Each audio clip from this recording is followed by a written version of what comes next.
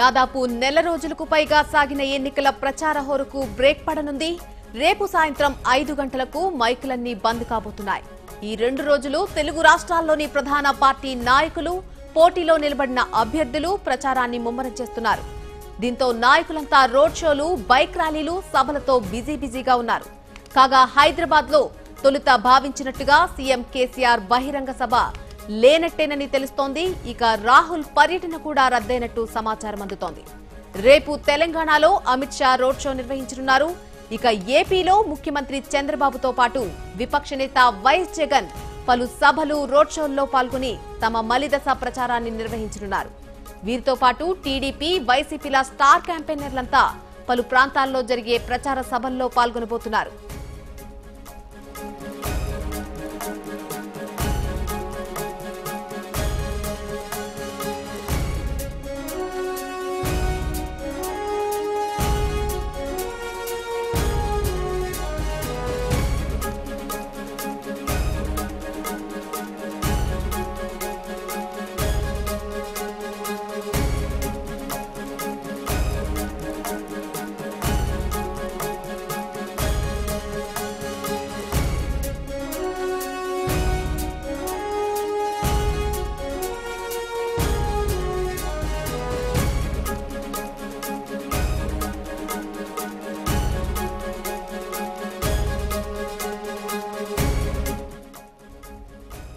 ఇదే విషయంపై పూర్తి సమాచారం మా ప్రతినిధి మధు అందిస్తారు. మధు, చెప్పండి, తెలుగు రాష్ట్రాల్లో ఎన్నికల ప్రచారం రేపటి సాయంత్రంతో ముగియబోతోంది.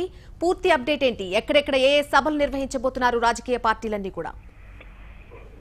నలిని, రాజకీయ పార్టీలన్నీ కూడా ప్రచారం ముగింపు దశకు చేరుకోవడంతో ప్రచారం ముమ్మరం చేయడం జరిగింది. ఒకవైపు ఏపీ, తెలంగాణలో కూడా రాష్ట్రానికి సంబంధించి రెండు రాష్ట్రాలకు సంబంధించినటువంటి అధినేతలు రోడ్ షోలు, అలాగే ప్రచార సభల్లో పాల్గొనడానికి రంగం సిద్ధం చేసుకోవడం జరిగింది. ఈ రోజు తెలంగాణ సీఎం కేసీఆర్ వికారాబాద్ లో భారీ బహిరంగ సభకు ఏర్పాటు చేసుకోవడం జరిగింది. సుమారు 1,50,000 మంది జన సమీకరణకు పార్టీ ఇప్పటికే ఆదేశాలు జారీ చేయడం జరిగింది. చేవెళ్ల పార్లమెంట్ నియోజకవర్గంలో జరుగుతున్నటువంటి సీఎం కేసీఆర్ చివరి ప్రచార సభ రేపటితో ప్రచారం ముగియనుండటంతో అన్ని రాజకీయ పార్టీలు కూడా ప్రచారానికి ముమ్మర ప్రయత్నాలు చేస్తా ఉన్నాయి. చాలా ప్రతిష్టాత్మకంగా తీసుకున్నాయి. ఎవరు ఎక్కువ సీట్లు సంపాదించాలి, ఎవరు ఎక్కువ సాధించాలనేటువంటి విషయంపైనే దృష్టి పెట్టుకోవడం జరిగింది. దాంట్లో భాగంగా కేంద్ర రాజకీయ పార్టీలన్నింటినీ కూడా జాతీయ పార్టీలను టార్గెట్ చేస్తూ సీఎం కేసీఆర్ ప్రచార సభల్లో పాల్గొంటూ ఉన్నారు. 16 ఎంపీ స్థానాలను కైవసం చేసుకునే దిశగా టీఆర్ఎస్ పార్టీ వ్యూహంతో ముందుకు వెళ్తా ఉంది.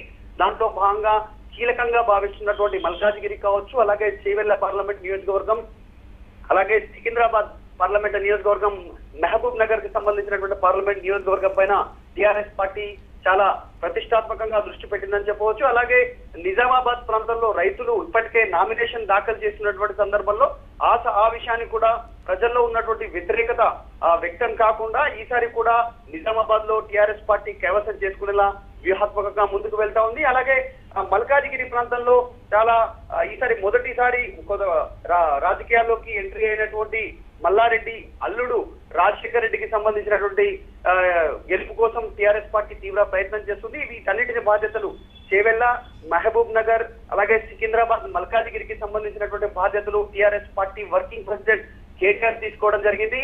ఖచ్చితంగా విజయం సాధించే దిశగా టీఆర్ఎస్ పార్టీ ముందుకు వెళ్లాలని నిర్ణయం తీసుకోవడం. ఈ 4 ప్రాంతాల్లో కూడా కాంగ్రెస్ పార్టీ తరఫు నుంచి బలమైనటువంటి అభ్యర్థులు పార్లమెంట్ బరిలో ఉన్నారు.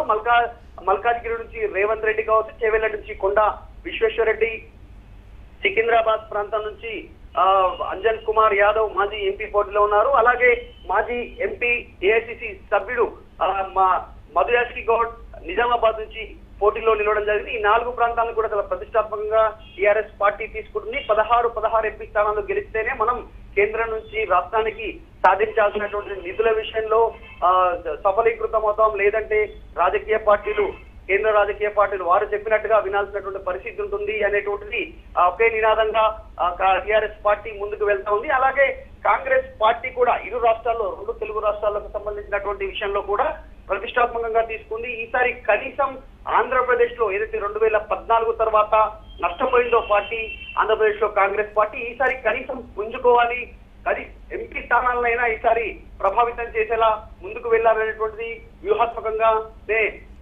కాంగ్రెస్ పార్టీ అధికారం చేపడితే కేంద్రంలో ఆంధ్రప్రదేశ్ కు ప్రత్యేక హోదా ఇస్తామనేటువంటి ఒక నినాదంతో ముందుకు వెళ్తా ఉంది. దీనికి సంబంధించి కూడా పూర్తి రోడ్ షోలు, భారీ బహిరంగ సభలు ఏర్పాటు చేసుకోవడం జరిగింది. అలాగే న్యాయ అనేటువంటి పథకంతో కాంగ్రెస్ పార్టీ కింది స్థాయికి సంబంధించినటువంటి ఓటర్లను ప్రభావితం చేసేలా ముందుకు వెళ్తా ఉంది. Nalini. Right Madhu, thanks for the update.